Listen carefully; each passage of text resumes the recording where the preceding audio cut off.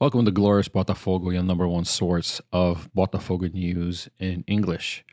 Happy Father's Day to all of the Botafoguenses fathers out there in Brazil. It is Father's Day in Brazil today, and Botafogo gave a really sour gift with a loss against Juventude today, 3-2, in a match in which the club was down 3-0 by the second half.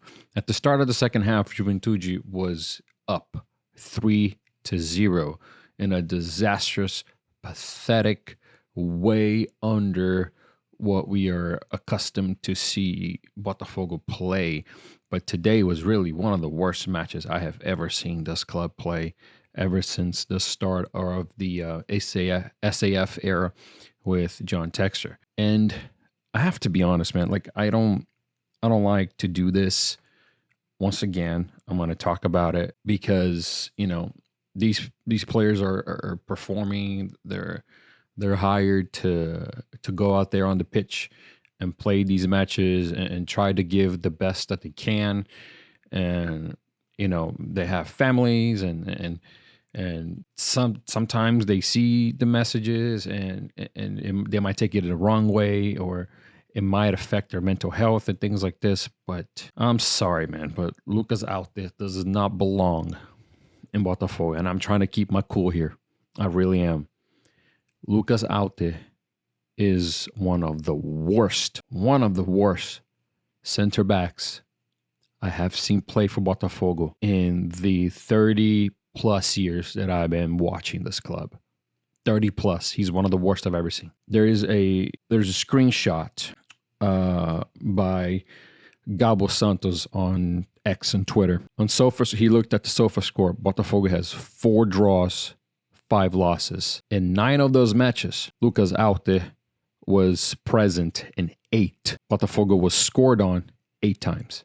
So every single time Alter had stepped on the field to play, Botafogo has either lost or tied, and they got scored on in all of those 8 matches. So it just shows you that the player is really not where he should be. He should be playing in a team in the Serie B, which is how Botafogo found Lucas Alter, because he was playing for Goiás and got relegated as a starting center back. He was loaned from Atlético Paranaense. Never really got to play there. So you start to wonder why the player doesn't get the chances. Why doesn't he start? Why was he in the team that got relegated? And he just, at first, it was a good gamble to purchase Lucas Alter especially for the price that Botafogo paid for him. It was a gamble, but you cannot rely on Lucas Alter to be a player that you have to depend on, because he's not dependable. He makes mistakes. The second goal from Juventude was all on him. 1v1, he lost the ball in the air. So what else are we going to have to lose a final, right? A Brasileirão. This match against Juventude is one of the matches that will carry its weight at the end of the season. When you're looking at, where could Botafogo have done better? Not only this one, but the 8 that he was present. If you want to win championships, a player like Lucas Alter cannot be on your squad. They cannot be a player that you have to choose to play a match under any circumstance. Maybe in the state regionals, in the Carioca. Maybe then, because that's the kind of level that Lucas Alter is kind of at. He's just not good enough. So I'm done talking about Lucas Alter because he's absolutely garbage. So let's move on. Not only was Alter bad in the game, it was a majority of the players that were on the pitch today. Danilo Barbosa, I've been talking about Barbosa. He's been having a series of bad games. And once again today, not good. Alan today, not good. We have to say it. We're expecting Alan to have a certain level of performance, and he just wasn't there today. Was not really there last week. Good defensively, but today he was not good defensively or offensively. He was just not good today. Mateo Ponte, I don't know. I think it's kind of one of those that he's just not ready. I don't think he's got good games, and this is why Botafogo needs to urgently purchase a right back, because due to the whole Damian Suarez debacle, I haven't uploaded in a while, so I missed the upload when Botafogo lost to Bahia, got eliminated from the Copa do Brasil, eliminated, so Botafogo is out. So if you haven't been keeping up with the team, and if you're a fan that just kind of comes here from time to time to check in, if you're watching this video, Botafogo got knocked out of the Copa do Brasil because Botafogo lost to Bahia at Bahia by 1-0 when we tied at home, right? This is where making the result at home in these knockout competitions is very important. The club didn't do that, went to Bahia, lost with a very questionable red card that Gregory got in the first half. Botafogo played the second half in its entirety with 10 men. So the day before that match, Damian Suarez told Botafogo that he is not going to be playing for the club anymore due to personal reasons. Him and his family want to pack up and go back to Uruguay because the family is not getting used to the Rio life and this and that.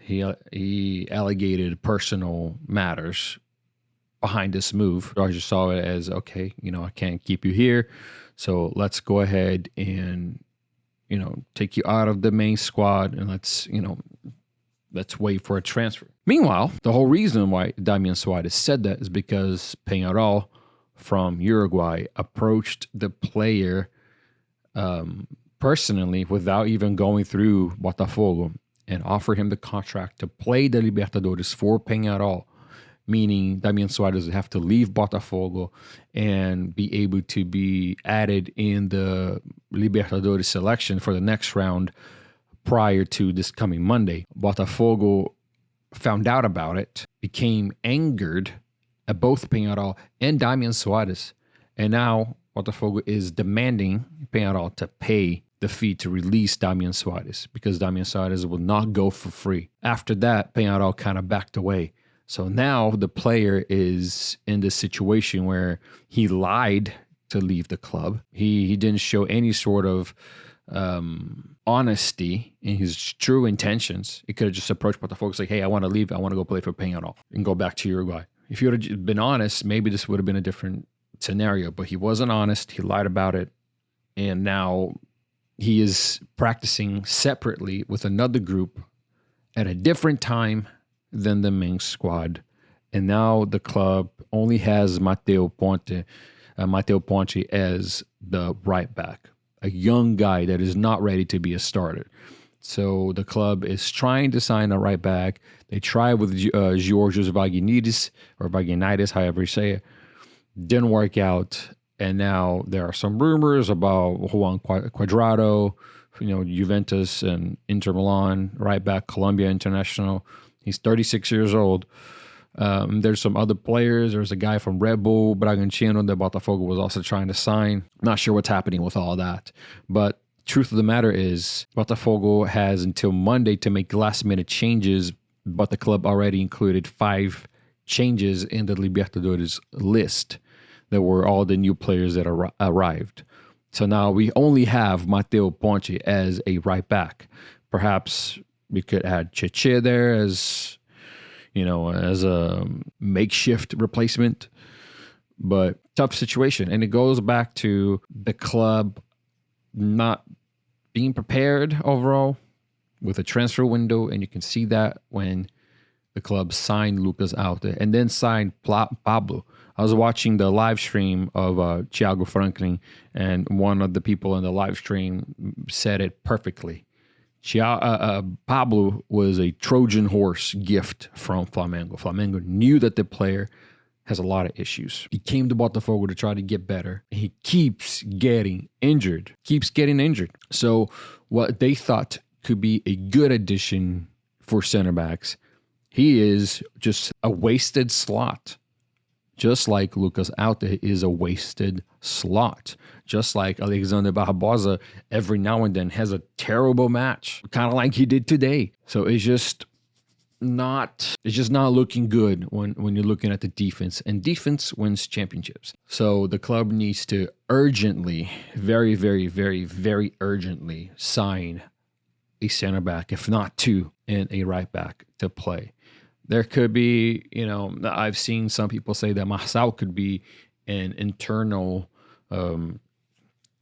way to fix this problem, because today he played as a left center back and did okay. He scored a goal, a beautiful goal, by the way. But whenever we have to sacrifice the main players, the main starters, but if you look on paper, Botafogo's reserve team is still better than most starters of the teams that are fighting to be relegated. So, and when we're playing a team that is fighting not to be relegated like Juventude, the least we can expect is an equal performance or a better on our side than Juventude. But today we got completely dominated in the first half, in the beginning of the second half. And then Botafogo showed up to play. Arthur Jorge made some changes. The team became better. You can see that Thiago Almada, once he came from left winger to playmaker, he was doing much better. Much better. I think that's where he needs to play, right behind Chiquinho, where Chiquinho's, I think he's injured. Hasn't been included. Or maybe it's due to fatigue. I'm not entirely positive what's going on there. So with Luis Henrique on the right, Almada in the middle, Matheus Martins on the left, or Savarino with Chiquinho up front. I think that's the perfect way to set it up with what we have available. But today's match was unacceptable. Today's match was really embarrassing. That's really a way to put it. Embarrassing. It was like we did not show up to play and did not know the importance of today's match. In a team that has only lost one time at home. Juventude has only lost one time at home. Maybe the players weren't aware of that. I don't know what it is. There is zero excuse. And it's a combination of not signing the right players for defense. And that is on the board, whoever makes the decisions, whoever made the decision to sign Pablo, whoever did the medical exams and said that he was fit. It's crazy, man. It's crazy. We need to figure out a way. Luis Segovia. What is Luis Segovia doing at Botafogo? What is he doing? Because Arthur Jorge would much rather play Marçal as a left center back than Luis Segovia, that is a left center back. So if he's not there, if he's not playing, what is Luis Segovia doing at Botafogo? I don't know. I don't know what he's doing. Players like that, Luis Segovia, Pablo, out there. What are they doing in the club? They need to go. Botafogo returns this Wednesday against Palmeiras in a match that will be the start of the Libertadores knockout stage. The match will be at the Newton Santos, and it will be round 1 of 2, which will be concluded not, on the following week at Palmeiras, because the first match is at Botafogo. So it's time to put this loss behind it, learn what you need to learn, and move on. So on Wednesday, we're ready to play, because again, just like Bahia, Botafogo needs the result at home. A tie at home is not good enough. It needs to be a win, 1-0, 2-0. If we can get 3-4, because if you're going to wait to play Palmeiras at the Allianz Arena, it's going to be too late. If it's a 0-0 match, Botafogo's already starting behind. So we need to get the win on Wednesday. If you've gotten here so far, please leave a like. Please share this post. Comment what you thought about the match today. Don't forget, if you want to make some purchases for Father's Day, make sure you go to footfanatics.net and use the code GLORIOUS10 for 10% off, because our partnership has been extended indefinitely. So the coupon does not expire. So just go ahead, make some purchases there, use the coupon, get yourself 10% off, and get yourself some new Botafogo apparel.